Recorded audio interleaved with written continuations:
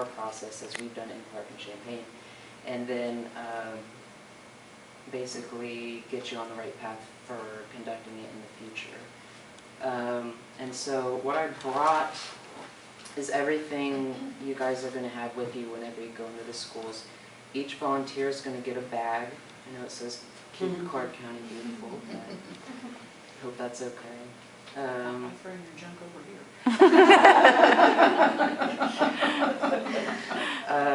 So each bag's going to have a little name tag on it. It's going to say the high school, the classroom number, and then the teacher for that classroom. It's also going to tell you how many students are in that classroom. So we really encourage the teachers to stay in the classroom whenever we give the survey, just for crowd control, and if anything happens, they'll be there to control any situations that might arise. And also in the bag, another Clark County thing is pencils. So each student's going to get a pencil. And it does say Clark County Combined Health District. It has all our info on it. But if any of the students want to use their own pencils, it's kind of discouraged, just because this is a number 2 pencil. It's going to read best whenever we scan in the answer sheets. So it's really encouraged that the students use these pencils. Also in the bag is a folder. Each student is going to get a folder. In the folder is going to be the actual survey. So there's 108 questions for the high school survey, and the middle school survey has 60 questions this year. On the survey, it has instructions for the students. You're not going to read these instructions. You have your own instruction sheet that'll be in the bag with you that'll pretty much walk you step by step what you're going to say to the students as you come into the classroom, what you should say to the teacher as you come into the classroom, and then instructions for you, like if any of the students have any questions or anything like that. You can't really answer any of the questions that they might have. You just say, answer it in the best way possible. Like if they have a question on one of the questions in the survey, just answer it the best way possible. And if you don't know how you want to respond to it, you can skip it. Students have the option of not participating in the survey, although because we pass out passive permission slips for them to go home with the parents, it's kind of highly encouraged that they participate in it. But any student has the right to not participate in the survey if they choose to do that. So here is the survey.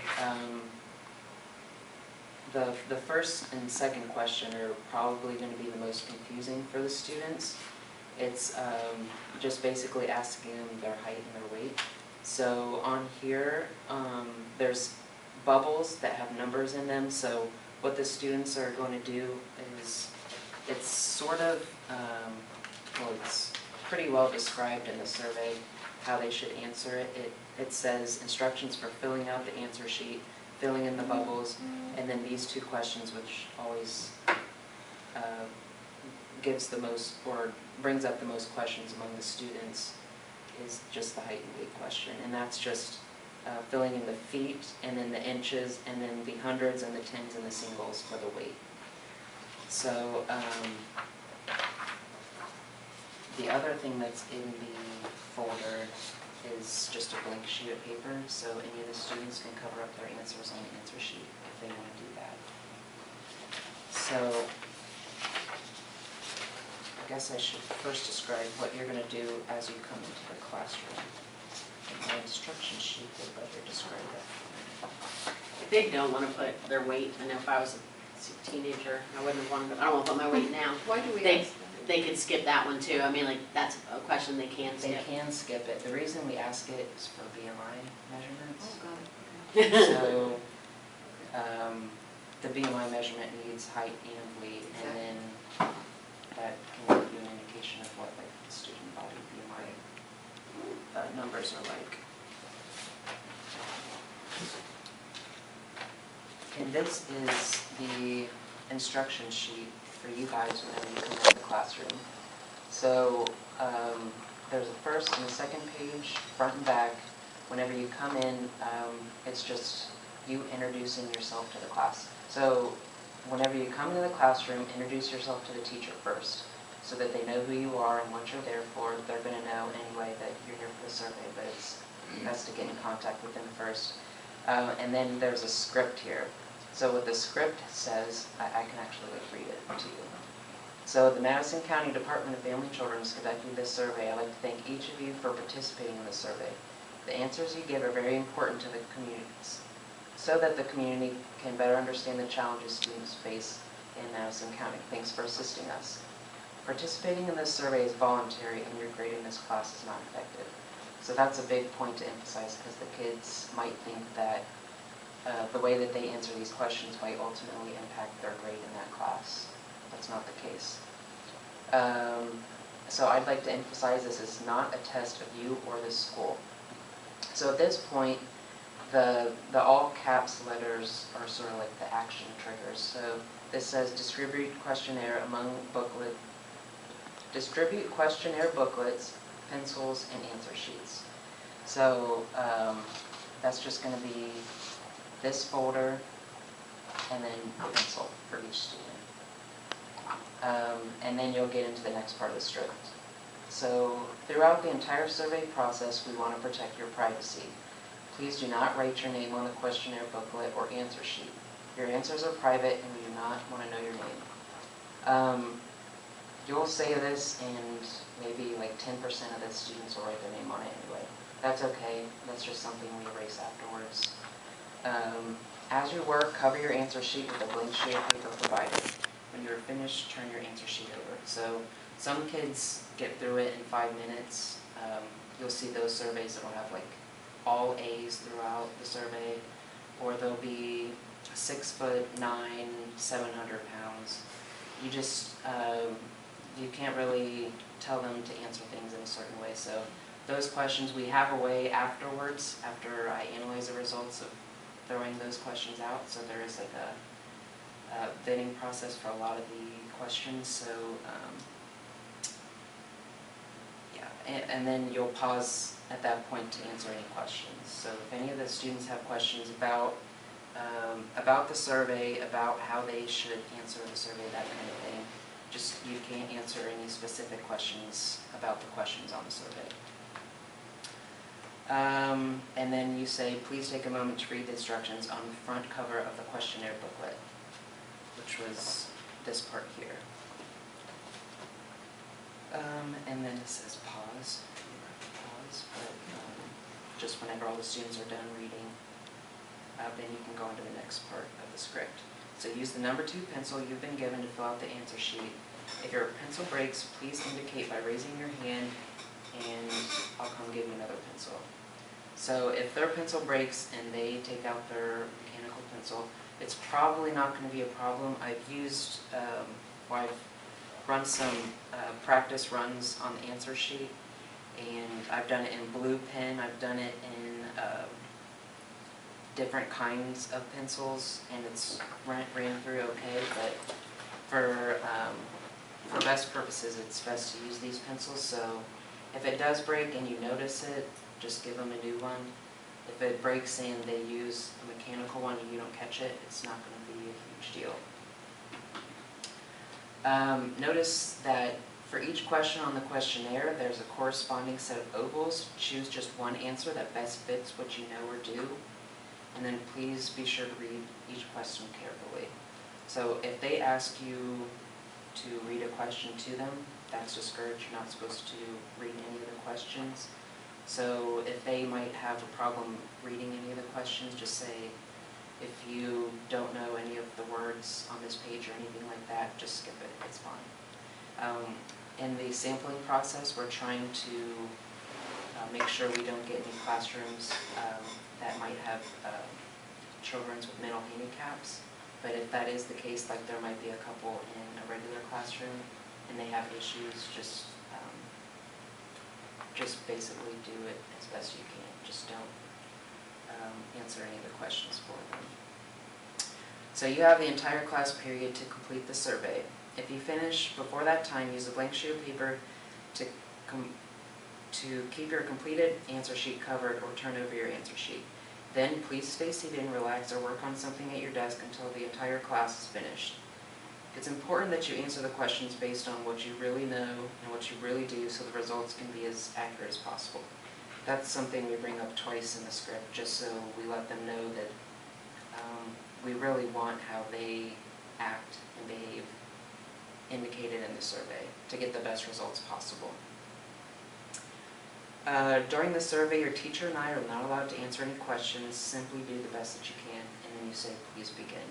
So they have 40 minutes to complete the survey, 45 minutes rather, and that's going to be the same for the high school and the middle school. Our last survey in Clark County, we had about 116 questions, so a little bit more than this one, and almost all students finished in time. So it seems like a lot of questions, but they usually get through it pretty quickly. And then this is instructions specifically for you guys. Just talking about being at the school at the designated time, so it'll usually be about a half hour before we administer the survey. So our first administration is going to be West Jefferson High School, and that's going to be on Wednesday. I don't know if any of you are going to be at that one. But it's at 7:25, and we ask that you be there about 7 o'clock, just to make sure everyone is there and that everyone gets a bag and knows where they're going in the school. And so usually whenever we go into the school, we'll ask the principal or a designated person to indicate where certain classrooms are throughout the school so that you guys know where you're going. And then it also says, please plan for parking issues, school traffic issues, finding the main entrance. And then you'll meet your representative for a packet and room assignment. And that'll be either me or Sherry or someone else that we indicate. Probably be me. And after we get a list of volunteers for each school, we'll designate specific classrooms for each volunteer. So we'll give you a specific bag so that whenever you go out to the classroom, we'll know that whenever you bring it back, you have that specific bag assigned to you. So if there are any issues or anything like that, we can just come to you and ask you. So make sure that you have the following materials after we give you the bag. So it's going to be the set of folders with the survey questions and blank cover sheets, an answer sheet, and then a set of sharpened pencils. So it has next on here, after you enter the classroom, it's basically going to be following this script here. Ask the teacher if they have any assignments or announcements for the students. It's best to get those out of the way first so that the students who do take a long time finishing the survey have, the teachers have enough time to give out any announcements or anything like that that they want to give out to the class that day. So it's best to get that done at the beginning of the class period. So reiterate that both the survey proctor and the teacher should avoid walking around the room. I didn't mention that. Just stay in one designated spot in the room so that none of the students feel antsy or they think that you're looking at their answers or anything like that. Verify that any non-participating student has been given instructions either to remain in the room or transfer to the designated area. So we pass out the passive permission slips about a week before. It's best that you go in and ask the teacher if any of the students have turned those in. If they have and their parents don't want them to participate, they can either stay in the classroom, or if they've designated an area for the student to go to, then that's where they'll go during the survey administration. And then non-participating students will have returned a permission slip. So they'll usually turn it back into the teacher, and the teacher should turn it in the school office. So the office should know whether or not the students are going to participate. And then there's also a point that, however, a student can refuse to take the survey at any point in the survey. So if they answer maybe a quarter of the survey and they say, I'm not going to do any more, that's fine. We might still use those results depending on how they answer their questions. But any student that at least fills in at least one answer is going to go into the overall results. And then it says read and follow the survey administrator script, which is on the first side of this page. And then ask the students to spread their desks throughout the classroom as much as possible so that they don't feel like any of the other students are looking at their answers. Students must be confident that their privacy will maintain and their participation will remain anonymous. And so something that I don't have is an envelope. So it's going to be a big brown envelope, and on that is, where's that at? It's a label basically on the cover of the envelope. And on that envelope, you're just going to mark how many students are in the classroom, how many surveys were distributed, and then how many you collected back. So it's all going to be on that label on the envelope, and that's where the answer sheets are going to go after you collect them. So at the end of the class period, or when the entire class has stopped working and turned over their answer sheet, go around to each student and collect their answer sheets into the envelope. So don't have any of the students pass their answer sheets down along the other students, like if they were passing in a test or something. You need to go around to each individual student and have them put it in the envelope themselves. You don't take the survey and put it in the envelope, just so they feel more confident that that all their answers are going to be anonymous. Ask the students to put the survey in the individual folder along with the blank sheet, and then you'll collect the individual folders. So you'll count Put the blank sheet in the folder, in the envelope too, or in the folder, I'm sorry. in the folder. Okay. The blank sheet's going to go back in the folder along with the survey, and then the answer sheet will go in the envelope. So the only thing in the envelope is going to be the answer sheet. We usually afterwards go through all the surveys. Some of the kids will mark or draw on the surveys. We'll either throw those out or erase everything. It's kind of funny, not funny, but some of the stuff that some of the kids draw and write on some of the surveys is just interesting. So you'll thank the students and the teacher, and then you'll count the number of returned answer sheets. And you'll make sure that you do this without looking at any of the answer sheets that are in the envelope. You also count the number of return questionnaires. So you'll compare that number to the information that you have written on the envelope whenever you pass them out. And then you'll mark the numbers on the folder and the envelope. So you'll bundle the questionnaire, the envelope, and the answer sheet into this bag. So then you'll bring the bundle back to the representative, the person that gave you the bag, probably me or Sherry, and then you'll meet back at the designated spot. So depending on where the school wants us to hang out, that's going to be the spot where we meet in the school, where we pass out the bag, and where we meet after the survey's been distributed and completed. And then after that, after we make sure that everyone's turned in their bag, that's it. That's the whole thing pretty much. So do you guys have any other questions or anything like that? I mean, if you stick to the script and the survey administrator instructions, you're not going to have any issues.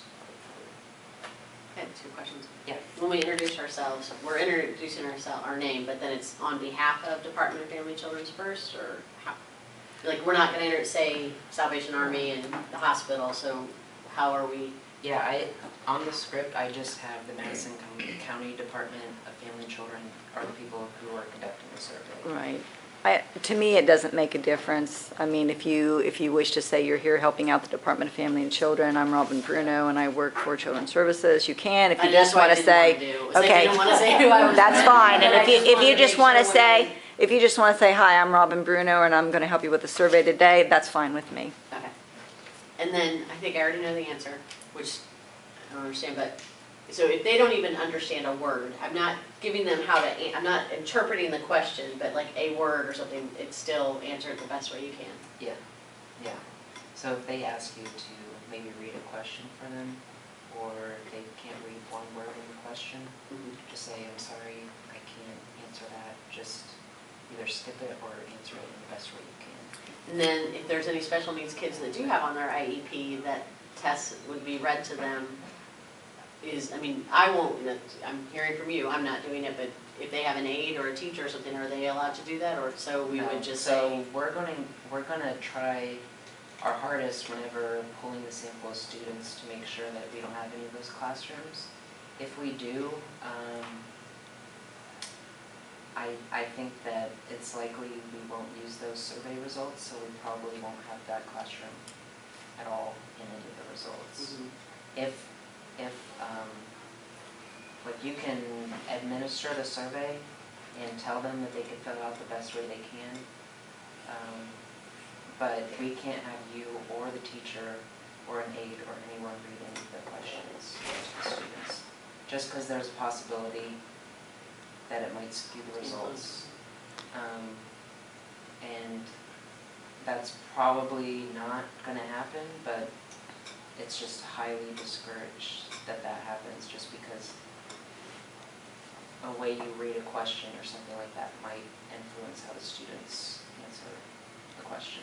Mhm. And it's also important that the teachers don't participate in any of the survey administration or anything like that.